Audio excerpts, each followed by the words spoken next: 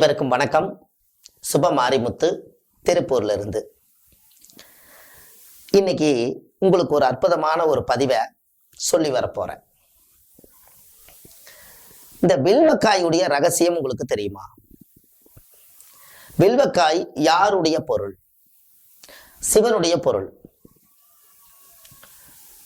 இந்த வில்வக்காயில ரெண்டா அறுத்து அதுல இருக்கக்கூடிய பசையெல்லாம் எடுத்து வெளியில வச்சுட்டு அதுல சிவனுக்கு நல்லெண்ணெயில தீபம் போட்டு பிரதோஷ் தன்னைக்கு நீங்க சாமி முன்னாடி வச்சு விளக்கேத்துனீங்கன்னா திருமண காரியம் சொல்லாம அது திடீர்னு நடக்கும். இந்த வில்வக்காயில ஒரு ரகசியம் இருக்கு. அப்போ திருமணம் யாருக்கெல்லாம் தடையா இருக்குதோ அவங்களுக்கு ஆதி மூலமே இந்த உலகத்துல சிவன் தான். இது வரைக்கும் எலுமிச்சம்பழத்துல நம்ம அறுத்து விளக்கு போட்டிருக்கோம், பூசணிக்காயில அறுத்து நம்ம விளக்கு போட்டிருக்கோம், நிறைய கனிகள்ல அறுத்து விளக்கு போட்டிருக்கோம். ஆனா வில்வக்காயிலேயே நம்மளுடைய பூர்வ ஜென்மத்தினுடைய கர்ம வினையை தீர்க்கக்கூடியது வில்வம். அதனாலதான் 7 முறை வில்வ மரத்தை சுத்தி அதே 7 முறை வில்வ மரத்தை சுத்திட்டு வில்வக்காயில விளக்க மரத்துக்கட்டையே வச்சாலே சிவன் வில்வ மரத்துல குடியிருக்காராம். அந்த காலத்துல வில்வ மரத்தை போய் சுத்திட்டு வாங்கன்னு முன்னோர்கள் எளிமையா சொன்னாங்க. அது ஏன் சொன்னாங்க அப்படின்னா, சிவன் கோயில் கட்டுறதுக்கு பொருளாதாரம் இல்லை. அப்ப சிவனுடைய மூலிகை என்ன? வில்வக்காய், வில்வ மரம், வில்வ செடி, வில்வ தலை, இதெல்லாமே. அதனால உனக்கு பிரதோஷ அன்னைக்கு வில்வ மரத்தை போய் சுத்திட்டு வான்னு பொதுவா சொல்லிட்டாங்க. ஆனா அது சிவன் தான் குடியிருக்கிறாருன்னு அவங்களுக்கு தெரியாது. அப்ப எவ்வளவு ஒரு ரகசியத்தை ரகசியமாவே சொல்லி வச்சுட்டு போயிருக்காங்க பாரு. ஒவ்வொரு மரத்திலையும் ஒரு மூலிகையில ஒரு தெய்வம் குடியிருக்கு. அப்ப இந்த வில்வக்காயிலேயே விளக்கு போடும்போது என்னன்னா, அந்த அந்த சிவனுடைய பவர், அந்த சக்தியாகப்பட்டது யார் அந்த விளக்கை ஏத்துறாங்களோ, என்னுடைய மூலிகையிலேயே விளக்கு ஏத்துறதுக்கு இப்படி ஒரு பிறப்பெடுத்திருக்காங்களே, இவங்களுக்கு என்ன குறை இருக்குதுன்னு சொல்லி படைச்ச கடவுள் சிவபெருமானே ஆசீர்வாதம் பண்ணுவாராம்.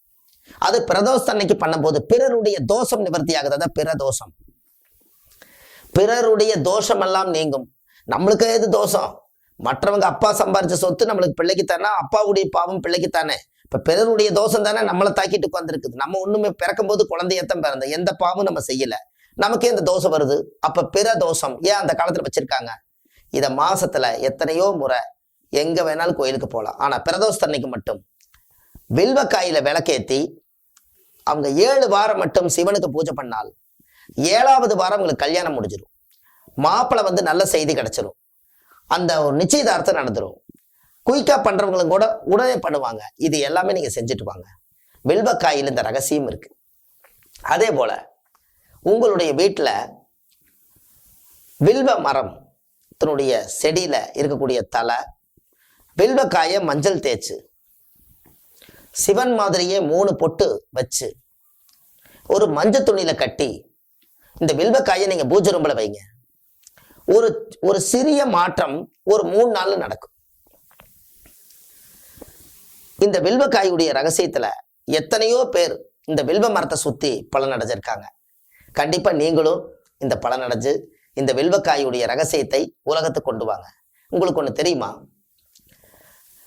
அந்த காலத்துல சிவன் மேல ரொம்ப பக்தியா இருப்பார் ஒருத்தர். சிவன் மேல தீவிர பக்தியா இருந்தாராம். அப்போ அவருக்கு காசு விளக்கு வாங்குறதுக்கு அன்னைக்கு காசு இல்லை, பொருளாதாரம் இல்லை. கார்த்திகை ஜோதி வந்துருச்சு, விளக்கு வாங்குறதுக்கு அவர் கையில காசு இல்லை. ரொம்ப சிவன் மேல தீவிர பக்தர் இருந்தாலும் எனக்கு சிவன் விளக்கு வாங்குறதுக்கு கூட காசு கொடுக்கலையே, நான் என்ன பண்றது அப்படின்னு சொல்லிட்டு அவர் அமைதியா தூங்கிட்டார். அவருக்கு நைட்டு கனவுல சிவனே காட்சி கொடுத்து, நீ என்னோட மரத்தடியில் தானே படுத்திருக்கிற அப்படின்னு சொல்ல. அப்பதான் தெரிஞ்சிருக்குது அவருக்கு வில்வ மரம் சிவனோட சொத்துன்னு. அந்த வில்வக்காய எடுத்து நீ விளக்கு போடுன்னு சொல்லிட்டாரு. அந்த வில்வக்காயில எப்படி விளக்கு போறதுன்னு நமக்கு தெரியல. அப்ப கனவுல சொன்னதுக்கு அப்புறம் அந்த வில்வக்காயெல்லாம் போய் ஒரு 10-20 காயை போய் தேடி அந்த தீவிர பக்தர் போய் அந்த வில்வக்காயை உடைச்சு அதுல இருக்கக்கூடிய இதெல்லாம் எடுத்து அன்னைக்கே கார்த்திகை ஜோதி வில்வக்காயில வீட்டுல விளக்கேத்தி தீய சக்தியை அன்னைக்கே வெளியேற்றிருக்காங்க. இது முன்னோர்கள் அந்த காலத்துல சிவனே ஆசீர்வாதம் செய்து கனவுல இந்த பரிகாரம் நிஜமாயிருக்கு. அதனால கார்த்திகை ஜோதி அன்னைக்கு பாருங்க, மண் விளக்குல என்னைக்குமே பாரம்பரியமா ஏத்துவாங்க. ஆனா சிவன் பக்தர்கள் எல்லாம் வில்வக்காயில விளக்கேத்துவாங்க. இது ஒரு முறை நீங்க செஞ்சு பாருங்க, சிவன் வீட்டுக்குள்ள குடி வந்த மாதிரி இருக்கும். கண்டிப்பா வில்வக்காயில இந்த விளக்கேத்தி திருமண தடை நீக்கிறதுக்கு அந்த கன்னி பெண்ணு கையில கொடுத்து 7 வாரம் பிரதோஷத்தன்னைக்கு கண்டிப்பா தீபம் போட்டு வர சொல்லுங்க. உங்களுடைய வாழ்க்கை சிறப்பா இருக்கும், கல்யாணம் சீக்கிரமா நடக்கும். அடுத்த பதிவில் உங்களை சந்திக்கிறேன். சுப மாரிமுத்து. நன்றி, வணக்கம்.